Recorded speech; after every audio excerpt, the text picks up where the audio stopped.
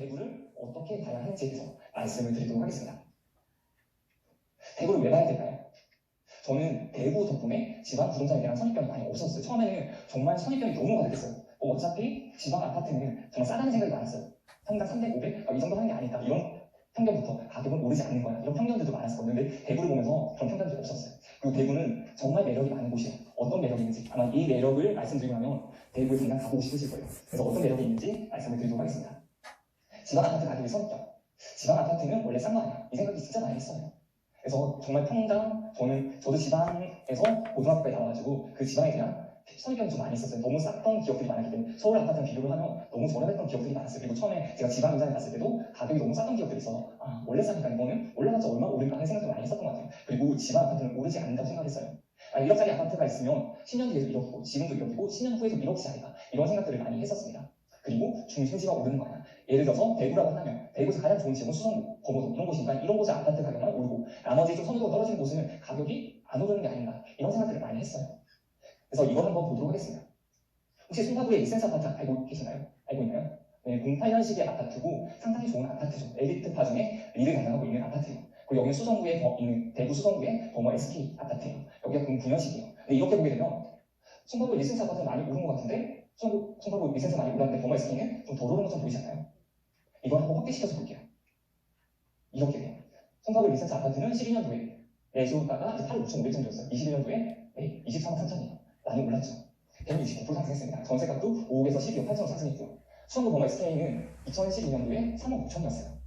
그리고 2021년도에 12억 6천이었어요. 238% 상승했고 전세 금액도 2억 7천에서 5억 4천으로 올랐어요. 그러면 하나 질문을 던져볼게요. 송파구 리센스 투자한 게 나았을까요? 아니면 범어 SK 투자한 게 나았을까요? 여기에 투자금이 얼마 정도 들었어요? 한 3억 6천 정도 들었어요. 2012년도에 살려면. 근데 범어 SK를 매수를 하면 9천 정도 들었죠. 3억 9천이고 9천이면 매체 정도를 살 수가 있어요. 여기 매체를 샀으면 어떻게 됐을까요? 신자산 3천억이 넘었겠죠. 매체만 샀을 뿐인데 그 정도로 지방 투자가 지방에 있는 꽤 좋은 아파트들이 수익률이 상당히 높은 편이에요. 그리고 송파구 리센스를 보게 되면 이렇게 상승이 되다가 규제가 나오나 아니면 좀 체력이 떨어지게 되면 가격 하락이 있어요. 이렇게 올라가다가 꺾이고 올라가다가 꺾이고 하는 게 보이시죠? 근데 수성구 범어 SK는 어때요? 이렇게 올라요. 다시 또 주춤인데 내리진 않아요. 왜냐면 실수요자들이 많이 받쳐주는 곳이에요. 여기는 누구나 이사를 가고 싶어 하는 곳이에요. 그러다 보니까 가격이 안 떠서 가격 주춤하고 있으면 사람들이 와서 사는 거예요. 그럼 또 가격이 올라가요. 그럼 다시 또 주춤하다가 너무 많이 오는 거 아닙니까? 그럴 때 또 실수요자 분들이 여기를 사요. 그럼 가격이 유지된다. 다시 오다가 가격이 계속 올라요. 여기 보게 되면 2010년도부터 지금까지 오는 거예요. 10년 동안 떨어진 적이 여기 잠시 주춤한 적이 있긴 한데 거의 없는 걸로 봐야 되겠죠. 그 정도로 대구의 저력, 대구 수성구 범어동의 저력을 알 수 있는 아파트가 수성구 범어 SK라고 볼 수 있습니다. 이것만 봐도 대구가 많이 올랐죠. 특히 수성구 범어 SK는 진짜 많이 꾸준하게 오는 아파트예요. 이것만 보면 이 생각이 들 거예요. 지방 아파트도 입지가 좋은 곳은 큰 폭으로 상승해요. 그런데 입지가 좋지 않은 곳은 과연 상승할까? 이런 질문들을 많이 던질 거예요. 보여드릴게요. 가장 좋은 지역만 오르는 거 아닐까? 수성구 범어 SK가 여기는 많이 오른 걸 보셨어요. 근데 반면에 달서구에 상위 이편한 세상 있습니다. 여기가 하늘색으로 된 부분이고요. 그리고 북구의青山 하늘색, 여기 노란색으로 된 부분이에요. 그리고 중구 태왕, 여기가 회색으로 된 부분입니다. 여기가 수성구 범어 SK랑 보게 되면 거의 오르지 않은 것처럼 보이겠죠. 근데 실제로 이걸 또 확대시켜서 볼게요. 이렇게 돼요. 수성구 범어 SK는 238% 상승했어요. 중구 태왕도 149% 상승했고요. 그리고 달서구의 이편한 세상도 171%, 그리고 북구의青山 하늘색 아파트도 161% 상승했어요. 사실 이 아파트가 3개월 전만 해도 이 정도가 아니었어요. 6개월 전에는 저 정도 아니었어요. 여기 보이시나요?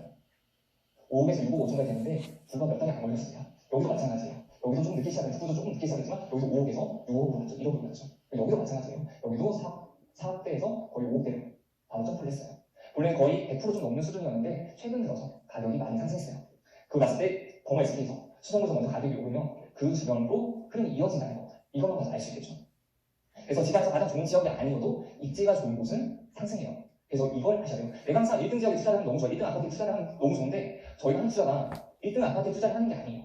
저희가 하는 투자는 저평가된 아파트, 가치 대비 싼 아파트에 투자를 하는 거예요. 그 아파트가 1등이 아닐 수 있는 거예요. 왜냐면 1등 너무 비싸니까. 이미 그 구간 자체를 지나갔을 수도 있으니까 오히려 저평가된 물건들을 중에서 1등을 투자하는 거예요.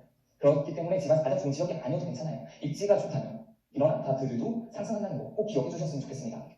그리고 대구는 어떤 매력이 있을까요? 대구는 생각이 나는 게 뭐가 있을까요? 대구는 생각나는 거. 더워요. 맞아요. 더워요. 너무 더워요. 지금 딱, 이제 곧 너무 더워질 시기가 다고 6월달, 7월달, 8월달. 지금 인간 가시는 분들은 조금 조심하셔야 돼요. 대구 인간 가시는 분. 또 생각나는 거. 더워요라고 말해주셔서 고마워요. 다들 곱창 많아서 마찰 많았어요. 사과 다들 먹을 것만 이야기하시는데 그래도 덥다 이 정도면 괜찮아요. 근데 저는 이 생각이 나요. 대구에 부자가 많다는 소리 들어보셨나요? 실제 부자가 많아요. 부자가 많고 그리고 학군 이야기 아마 대구는 빠지지 않고 나오는 게 학군 이야기일 거예요. 대체 대구 학군이 어떻게 이렇게 대구 학군이 좋다 좋다 이런 말을 하는지 보도록 할게요.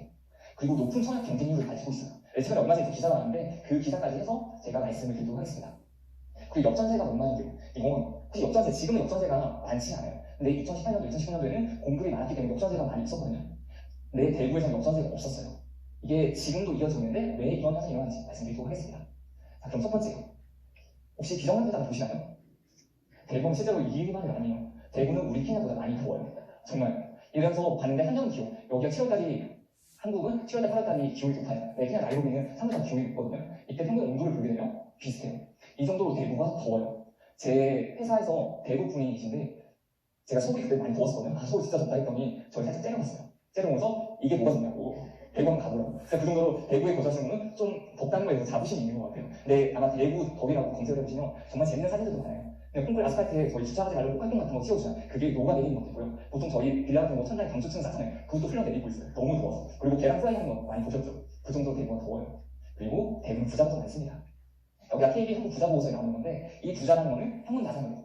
10억을 가지고 있는 사람들의 소리가 나타나는 거예요. 그러니까 부동산이 아니라 내가 실제로 현금처럼 예금이라든지 적금이라든지 이렇게 현금으로 운영할 수 있는 돈을 10억 이상 갖고 다니는 사람, 가지고 있는 사람들 나타나는 거예요. 대구가 12,000명 정도가 있습니다. 이 수치가 어느 정도의 수치나요? 실제 전라도를 보시면 전라남도랑 전라북도를 합치게 되면 12,000명이 안 돼요. 그만큼 전라도 합친 것보다 대구의 부자 수가 많은 거예요. 그리고 인천을 보면 부자가 많을 것처럼 보이잖아요. 인천의 수도권에서도. 부자가 많을 것처럼 보이는데 이 수치가 대구보다도 더 적어요. 근데 그 이유가 뭔가요? 부산이 아니라 여기 인천에서 잘 사는 사람들이 어디서 주로 거주를 할까요? 그렇죠. 잘 사는 사람들 송도에서 거주를 하시는 분들도 있겠지만 자녀도 교육이나 환경 등을 더 고려해서 서울에 거주하시는 분이 더 많을 거예요. 근데 대구 주변에 보면 대구 주변에 보면 이렇게 좀 뺏길 수 있는 부자들이 뺏길 수 있는 곳들이 있을까요? 경상북도. 그러니까 대구보다 더 좋은 지역이 있는지를 보는 거예요. 있을까요? 그래서 사람들이 부자끼리 모이고 싶어 하는데 그 부자를 찾아서 이렇게 오는 사람들이 오히려 더 많은 거예요. 그럼 실제로 부자들이 가장 많은 동네는 어디일까요? 부자들이 가장 많은 동네. 어디일까요? 전국에서. 서울대, 광역시 중에서. 6대 강시 9개 부자수예요. 수성구가 가장 많아요. 사천 거의 5,000명 정도가 돼요. 다들 현대구가 가장 많은 줄 아실 텐데, 근데 이거의 이 수치는 계속해서 변하고 있어요. 지금 아마 현대가 더 많을 수 있습니다. 그 이유가 또 달서구예요. 그러니까 수성구랑 달서구를 합쳐서 이렇게 거의 8,000명 정도 되는 숫자를 가지고 있는 거예요. 그만큼 대구에 좀 다른 지역 보면 인천이나 대전이나 광주, 울산을 보더라도 3,000명이 넘는 곳이 거의 없어요. 부산만 해도 해운대 한 곳만 3,000명이 넘어가고 있는 거예요. 근데 그 반면에 대구 같은 곳은 수성구랑 달서구에서 부자들이 많이 거주를 하는 거죠. 이 이유는 이것 때문이에요. 대구는 경북 지역에서 대체 불가능한 입지를 가지고 있기 때문이에요. 예를 들어 부산 같은 경우만 해도 해운대구를 제외하고는 나중에 좀 잘 사는 사람이 있는 사람들은 대체제가 있어요. 울산을 간다든지 아니면 창원을 간다든지 대체할 수 있는 곳들이 있어요. 그리고 말씀드린 인천만 해도 대체할 수 있는 서울이라는 지역들이 있는 거죠. 그 대체할 수 있는 지역이 있으면 딴 데로 이동할 수가 있거든요. 특히 대전만 해도 대전 쪽에 부자들이 이사를 갔던 곳이 있었죠. 세종 쪽으로 이사를 가시는 분들도 있겠죠. 그런 식으로 빠져나갈 수 있기 때문에 이렇게 부자가 밀집되어 있을 수 있는 곳. 대구는 경북 지역에서 대체 불가능한 입지이기 때문에 많이 모이게 되는 거예요. 그러면 이런 부자들이 많이 모여요. 이런 부자들이 많이 모이면 어떤 현상들이 일어날까요? 어떤 현상들이 일어날까요? 아니 내가 살고 있는데 이제 먹고 사는 문제가 해결됐어요. 그럼 그 다음 신경 쓰는 거. 그렇죠. 교육을 신경 쓸 거예요. 이제 특히나 부자들끼리 많이 모여 살고 싶었는데 그런 부자들이 많이 모였어요. 그러면서 커뮤니티가 쌓이면 자녀들 교육에 대해서 신경 쓰고 그러면 학원들이 점점 생기기 시작할 거예요. 그러면 그 주변에 학교들의 학업성취 평가라든지 아니면 뭐 서울대 입학 비율 자체가 높아지는 그런 현상들이 생기겠죠. 그럼 다시 또 더 교육열이 있는 사람들, 더 부자들이 또 찾아봐요. 그럼 그게 계속 선순환이 될 거거든요. 그렇기 때문에 점점 더 부자들이 대체할 수 없는 입지로 변해갈 거라고 생각이 됩니다. 그래서 학군을 신경 써요.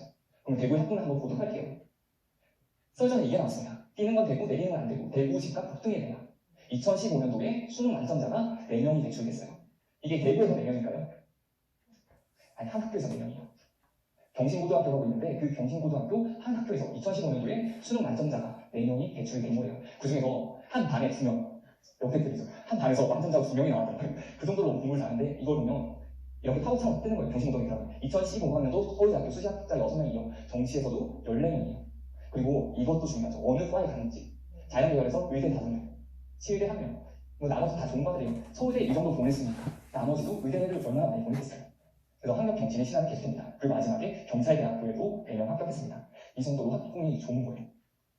그러면 대구의 학군을 수도권에 한번 비교해서 볼게요. 여기 저희가 가장 좋다고 생각하는 학군이라고 하면 여기 둘이죠. 분당 쪽이랑 강남이고 여기가 학군이 상당히 좋다고 보는 곳이에요. 여기가 이제 95%의 최상위권에 갔을 때 최상위학교가 4개까지 있는 데가 중당구랑 강남구예요. 그리고 양천구가 3개, 그리고 수성구가 2개, 나머지 달서구라든지 서초구, 수지구, 송파구 쪽이 1개가 있는 거예요. 그리고 나머지 이제 85% 이상이 거의 다 분당구는 24개 중에 21개 학교가 80% 넘어가요. 그리고 강남구 25개 학교 중에서는 11개 학교가 80% 넘어가고 수성구는 23개 학교 중에서 18개 학교가 80% 넘어가고요. 달서구도 만만치 않아요. 29개 학교 중에서 18개가 85% 넘어가요. 그러면 이렇게 봤을 때 수성구의 학군이 어느 정도 급이라고 볼 수 있을까요? 이렇게 수성 봤을 때 양천구보다 좋아요? 좋지 않아요? 양천구 거의 최상위권은 좀 부족하지만 나머지 쪽에서는 상위권이랑 중상위권 85% 이상은 훨씬 더 많이 있는 거죠. 그리고 저희가 보통 보는 노원구, 학군이 좋다고 하는 노원구 쪽보다도 더 괜찮은 거죠. 그만큼 수성구의 학군은 여기 수도권보다도 분당구, 강남구, 다음으로 볼 수가 있어요. 그럼 달서구는 어때요? 달서구도 나쁘지 않은 거죠. 그래서 이 두 개, 이 수성구랑 달서구가 수성구는 최상위 학군이라고 볼 수가 있고요. 달서구도 수도권 학군 대비 절대 빠지지 않은 학군이라고 볼 수가 있습니다. 그리고 아마 다음 인장 가보시면 알겠지만 저희 인장 다음에 어떻게 보면 수성구랑 강남구에 있는 대치동 쪽이랑 학군과가 좀 많이 비슷하게 형성되어 있다고 생각돼요. 다음에 꼭 인장 가보시면 여기 한번 확인해 보시면 좋을 것 같습니다. 그렇게 학원이 많이 모여져 있는 곳들이 어떤 가격을 하고 있는지 이것을 중점적으로 보셨으면 좋겠어요. 그리고 대구의 청약 경쟁률이 많이 높은데 한번 볼게요. 2018년도 전국 청약 경쟁률 탑10이에요. 전국 청약 경쟁률이에요. 1, 2, 3등, 그리고 2등, 10등이 전부 다 대구예요. 이편한 세상 남산이 346대 1이에요. 그리고 남산 롯데캐슬 센터스카이가 284대 1이고 복현 아이파크가 280대 1이에요. 그리고 9위등이 복현 자이가 171대 1, 대구역 헬라하우스 센텀이 158대 1 정도가 돼요. 이만큼 청약 경쟁이 높아 2018년도에. 그리고 2019년도 상반기를 보게 되면 여기도 1위가 대구예요. 대구 빌리브 스카이가 134대 1, 그리고 대구 국대고등부가 아이비셀이 126대 1, 그리고 남산 자이하네체가 84대 1이에요. 이 정도로 높아요. 그리고 여기 2019년도 전국 청약 탑10을 봤어요. 전체적으로 다 봤을 때 이렇게 대구가 순위권 4번째인 거예요. 대봉 더샵 센트럴파크 1차와 2차가 거의 150대 1 정도 높은 수치를 가지고 있습니다. 근데 여기서 재밌는 거는 대구에서 가장 인기가 좀 선호하는 지역은 어딜까요? 수성구죠. 지금 계속 나왔던 데가 수성구잖아요. 근데 여기에 수성구가 있을까요? 없을까요? 없죠. 대구 수성구가 왜 없을까요? 투기 가열지구예요. 투기 가열지구는 전매제한이 있죠. 그러다 보니까 여기 사람들의 보면 실수요자도 많지만 투기 수요, 투자 수요도 같이 있다고 볼 수가 있는 거예요. 왜냐면 이게 아파트가 돈이 된다는 걸 이 지역 사람들은 많이 알고 있어요. 그렇기 때문에 다들 청약에 넣어보는 거예요. 당첨이 되면 프리미엄을 붙는다는 걸 아니까. 그렇기 때문에 구매를 할 수 있는 지역들의 경쟁률이 상당히 높게 나타났습니다. 그러면 최근을 볼게요. 이때가 2020년 11월이에요. 해빙턴 플레이스 다음달 2차 1순위가 여기 이제 최고 경쟁률 76대 1. 그리고 신산동에 있는 더샵 프리미엄 여기가 이제 64대 1 정도 나왔어요. 그러면 평균이 아니기 때문에 높다고 말 못하지만 낮다고 낮은 정도도 아니에요. 그리고 지금 1월 대구 아파트 청약 경쟁률이 20대 1 정도 됐어요. 올해 1월달. 그럼 평균을 봤을 때 전국 평균이 17대 1이에요. 수도권이 30대 1 정도 되고 지방이 4.4대 1이에요. 근데 대구가 20대 1이라는 거는 대구의 청약 경쟁률이 그래도 제법 높다는 걸 의미하는 거겠죠. 근데 이게 이틀적 기사예요.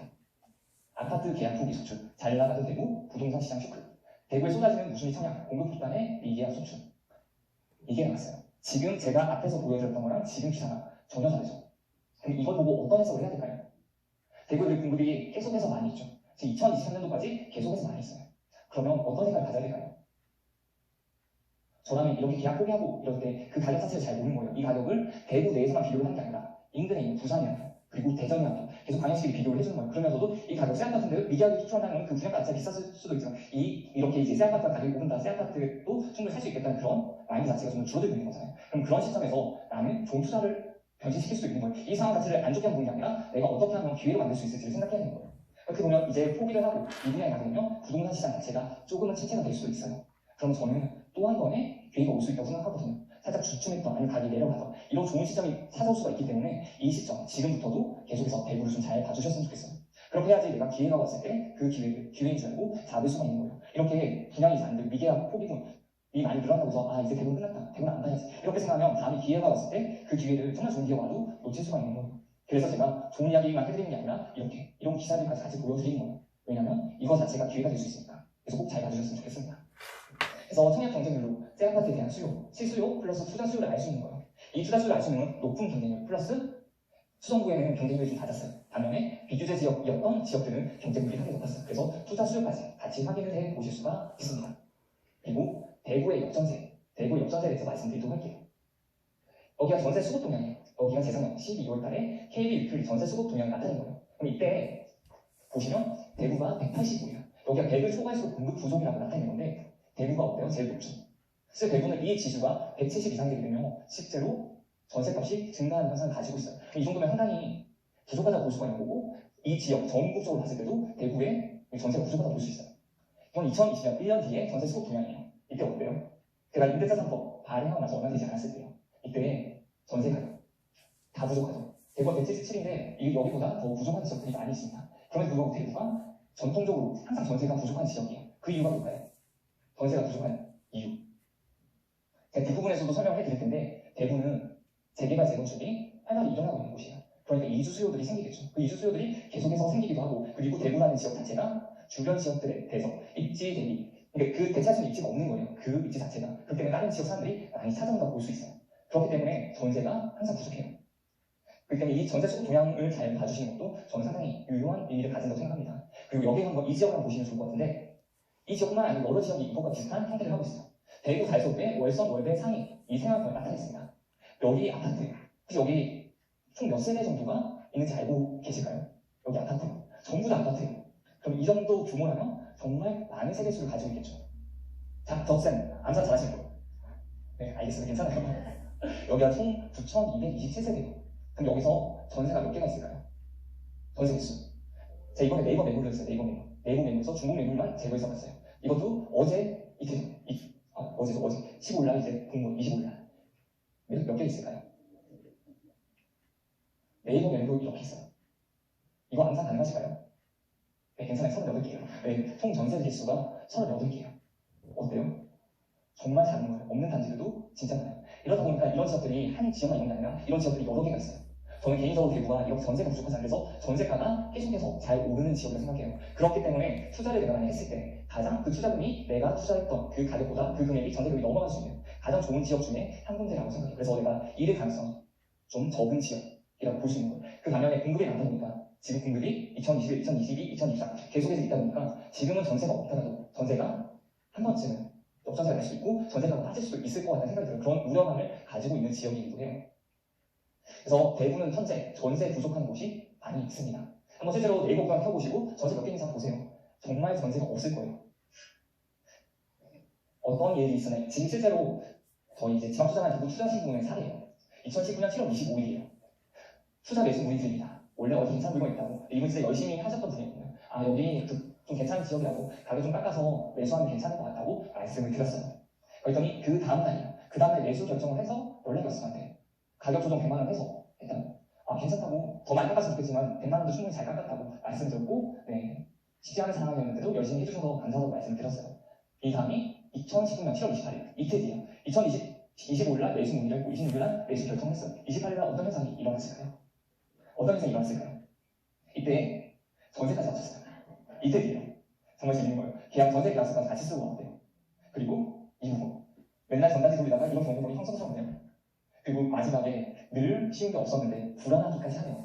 실제로 그때 전세가 그 주변에 하나도 없었어요. 저는 특히나 투자금 없으신 분들이 하기 좋은 투자는 이런 거라고 생각해요. 주변에 전세 하나도 없어요. 전세 대기 수요가 있는 거. 내가 매수만 하면 전세 계약할 수 있는 사람들이 많은 지역. 투자금이 많았다면 이런 지역들을 잘 노리시는 게 좋아요. 그리고 또 이것도 있어요. 이렇게. 투자를 하고 나서 저한테 왔어요. 저한테 메일이 왔어요. 감사하다는 메일이 왔는데 이걸 제가 자랑하려고 받은 게 아니라 이 멘트가 너무 좋습니다. 열심히 인장하고 보고서 쓰고 만난 1호기가 더 뿌듯하니 큰 것 같습니다. 이 말이 뭘 뜻할까요? 열심히 해야 된다는 거죠. 열심히 인장하시고 열심히 인장 보고 쓰시면 분명히 지금 맡은 인장 지역에 좋은 매물들이 보일 거예요. 그렇게 내가 열심히 인장하고 인장 보고 썼을 때 내가 더 확신을 가질 수 있기 때문에 아마도 더 좋은 투자를 하실 수 있을 거예요. 지금 대구 같은 경우도 한동안 안 올랐어요. 수도권 많이 오를 때, 부산 올 때 오르지 않고 거의 이렇게 갔었거든요. 근데 이 기간을 이런 신정되어 있는 기간을 견디려면 어떤 게 포함이 되어 있냐면 확신이 있어야 돼요. 그 확신이라는 게 내가 임장을 달고 비교평가하고 임장 보고서를 써야지만 그런 확신이 생기는 거예요. 내가 버틸 수 있는 힘이 돼요. 만약 그때 못 버텼다면 지금처럼 대구의 상승장이었던 시기를 그냥 날려 보낼 수밖에 없겠죠. 그냥 후회만 할 뿐이죠. 보고. 그렇기 때문에 이렇게 열심히 하고 임장 보고서 쓰시길 바라겠습니다. 지금까지 이제 대구에 관심이 좀 생기셨나요? 네, 대답이네요.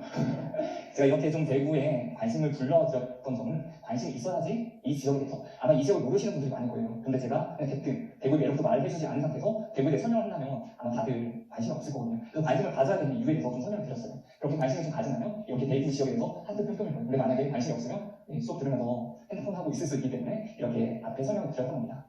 그래서 이제 본격적으로 대구에 관해서 알아보는 시간을 가지도록 할게요. 우선 대구의 개요 부분이에요.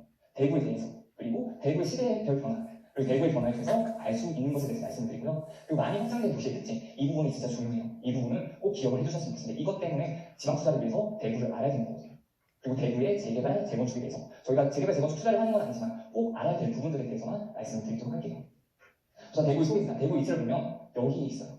여기에 대구가 있어요. 경남과 경남, 경북 사이에 있고요. 서울에서는 약 250km 정도 떨어져 있어요. 그리고 부산까지는 약 100km 정도 떨어져 있습니다. 만약에 뭐 SRT나 KTX 타고 간다면 대구까지 얼마나 걸릴까요?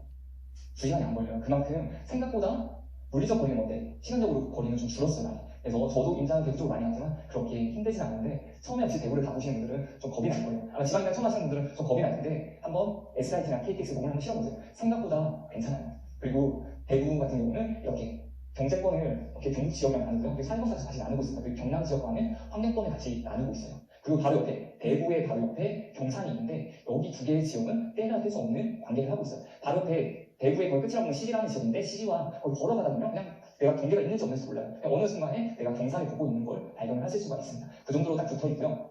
그리고 좋은 직장들도 있어요. 구미랑 포항. 경제권을 같이 공유한다는 게 이거예요. 대구 광역시에 거주하면서 구미 쪽으로 출퇴근을 한다든지, 아니면 포항 쪽으로도 출퇴근을 하는 사람이 있어요.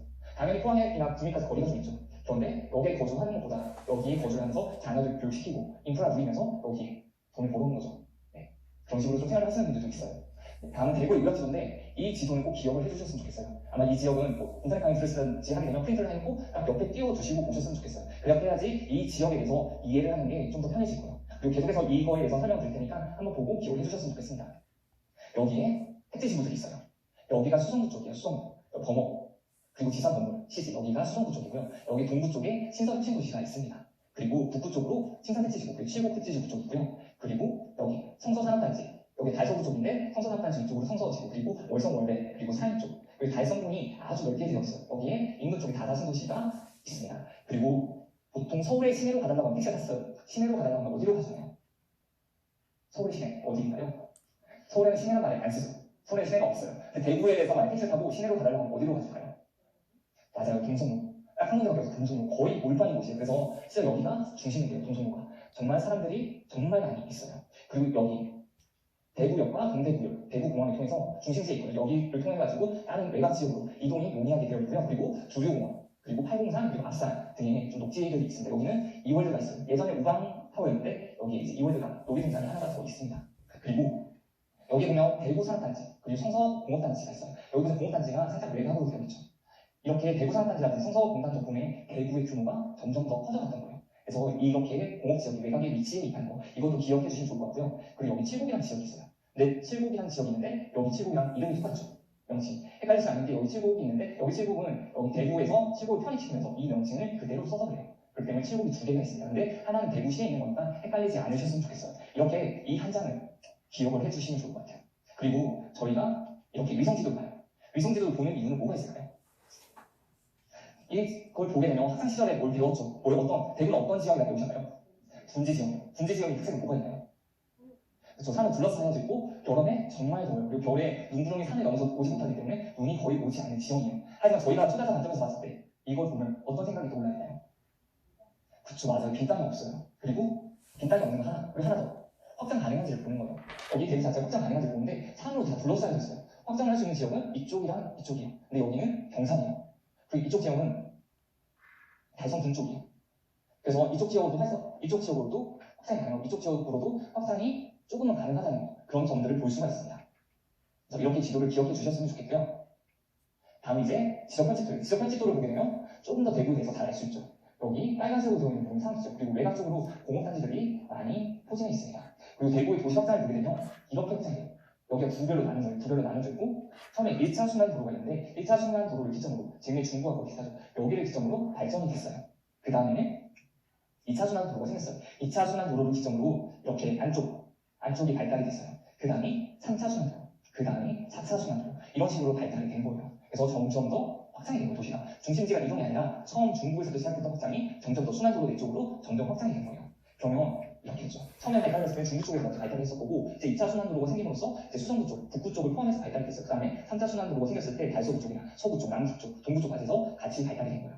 이렇게 도시가 점점 확장되고 발달이 된다고 볼 수가 있습니다. 그럼 대구의 시대별 변화를 좀 보도록 할게요. 우선 여기가 1950년대 후반이에요. 인구수가 60만 명 정도가 됐을 때요. 초기 지역을 중심으로 확장됐고 여기 거의 중부 지역이라고 볼 수가 있습니다. 여기 간 이름을 기억해 주시면 좋은데 여기가 신천이고요. 여기가 금호관이에요. 여기 안쪽으로 발달이 된 거예요. 그리고 여기 이때가 1970년대예요. 이때랑 조금 더 발달이 됐죠. 여기 때 인구가 130만 명 정도였고요. 경부고속도로 이렇게 경부고속도로가 완공이 됐습니다. 그리고 상공단이 들어갔어요. 상공단. 여기에 공업단지가 들어왔어요. 그리고 이게 들어오면서부터 여기 시가지가 발달이 확장이 계속된 겁니다. 인구가 급격히 아까 조금 전에 인구수가 50년대 60만 명이었어요. 근데 70년대 후반에 130만 명, 2배 이상이 넘어간 거예요. 그게 이렇게 공업지역이 생기면서 일자리가 많이 늘어나다 대구하면 공급까지 많이 발달되고 있었다면 그렇게 일자리가 늘어나면서 인구가 급격하게 많이 늘었어요. 그래서 시가지가 북구 쪽 이쪽이랑 그리고 수성구 쪽 이렇게 신천 건너편까지 이렇게 확장이 되기 시작했습니다. 그리고 1990년대 후반에 인구가 230만 명 정도가 됐고요. 이때 선착순환선 바깥으로 확장했습니다. 이때 중앙고속도로가 이제 개통이 됐는데 여기가 춘천에서부터 내려오는 거예요. 그리고 여기 신천에 따라서 신천대로가 만들어졌고요. 그리고 중화고속도로인데 중부내륙고속도로예요. 구미에서부터 마산까지 가는 도로. 지금 명칭이 바뀌어서 중부내륙고속도로 이렇게 알고 계시면 될 것 같습니다. 그리고 여기 다시 또 공단이 더 생겼어요. 검단공단, 서대구 공단, 성서산까지 1, 2차 공단이 생겼어요. 일자리가 많고 사람이 많아졌는데 지금 공단까지 더 생기니까 어떤 현상이 일어났을까요? 사람들이 더 많아지는 거, 이제 사람들이 점점 더 많아지니까 택지지구들을 계속 개발하게 되는 거죠. 그래서 안시 택지지구, 대구 지역을 계속해서 개발해요. 시집 쪽, 칠곡 쪽, 성서 쪽, 월배, 월곡 쪽 여기까지 이제 택지지구를 개발하는 거예요. 그래서 여기에 아파트들이 상당히 많이 밀집되어 있습니다. 다음은 2015년도에요. 저희가 가장 많이 봤던 지도 중에 하나죠. 그래서 이때 대구, 부산 고속도로가 신설이 됐어요. 그리고 앞산 터널이 생겨가지고 여기 수성구 끝이고 여기 달서구인데 수성구 끝에서 달서구 가려면 이렇게 가야 됐어요. 앞산 터널이 생김으로써 이렇게 도로가 연결해서 보다 편하게 갈 수가 있게 됐습니다. 그리고 성서 1, 2 공업단지에서 3, 4, 5 공업단지가 더 늘어났어요. 그랬더니 또 인구가 더 많이 늘어나죠. 그래서 배후 지역이 더 생겨요. 구암, 등천, 용산, 이공, 신당, 그리고 진천, 대구, 안심, 시지. 근데 이것으로도 부족한 거예요. 이렇게 배후 지역을 많이 만들었는데도 사람 살 곳이 부족했기 때문에 배후 지역을 또다시 개발을 한 거예요. 그래서 동구지구, 다사지구, 그리고 화원지구 이런 식으로 더 택지구를 많이 개발을 했어요. 그래서 이 확장 흐름을 한번 여기 포함이 안 된 슬라이더들이 있거든요. 그래서 다시 넣어서 한번 보도록 할게요. 여기 1910년도예요. 그리고 50년대, 그리고 60년대, 70년대, 80년대, 90년대, 2002년대, 2015년. 어때요? 점점 규모가 확장되어 가고 있는 게 보시나요? 이런 식으로 대구는 중심에서부터 시작해서 계속해서 확장이 되어 나가고 있었습니다. 그럼 이렇게 확장이 되면 어떤 일들이 생길까요? 많이 확장된 도시들의 특징을 살펴보도록 할게요. 전용 8사 기준, 중국 연차별 평균 거래가요. 2018년도 하반기 기준입니다.